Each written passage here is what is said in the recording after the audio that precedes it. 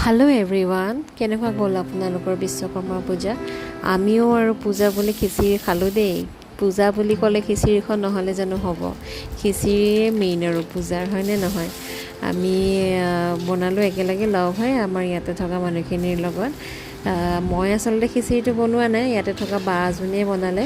তেওঁ একদম চিম্পলকৈ বনাইছে। আলুখিনি ভাজি থৈছিলে আৰু মগুৰ দালি আৰু চাউলখিনি ভালদৰে ভাজি তাতে আদা নহৰু পেষ্ট, ধনিয়া জিৰা গুড়ি দি আৰু হালধি নিমখ দি ভালদৰে ভাজি ল'লে। এইখিনি ভাজি অলপ অলপকৈ পানী দি দি এনেকৈ খিচিৰি বনি গ'ল।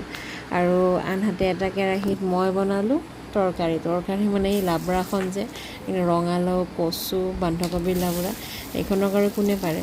কচু আৰু ৰঙালাওৰ কিন্তু কম্বিনেশ্যনটো খুব ভাল লাগে, হয়নে? আমি খায়েই থাকোঁ আৰু ক'লা কচুৰ ভিটামিনো বহুত।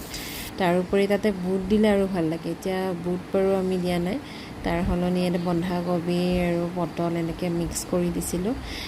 তাৰপিছত এনেকৈ চিম্পলকৈ বনালোঁ। ইফালে খৰধৰো হৈছে, একদম 3টা বাজিবলৈ হ'ল। মই এনেকৈ আদা নহৰু পেষ্ট দিলোঁ আৰু ধনিয়া গুড়ি জিৰা গুড়ি দি ঢাকন দি এনেকৈ সিজাই বনালোঁ আৰু একেলগে লগে ভাগে খালোঁ। লগে ভাগে খালে এনেও সকলোবোৰ বস্তুৱেই বেছি টেষ্টি হয়, নহয় জানো? আৰু শেষত পাপৰ আৰু আচাৰ ল'লোঁ দেই।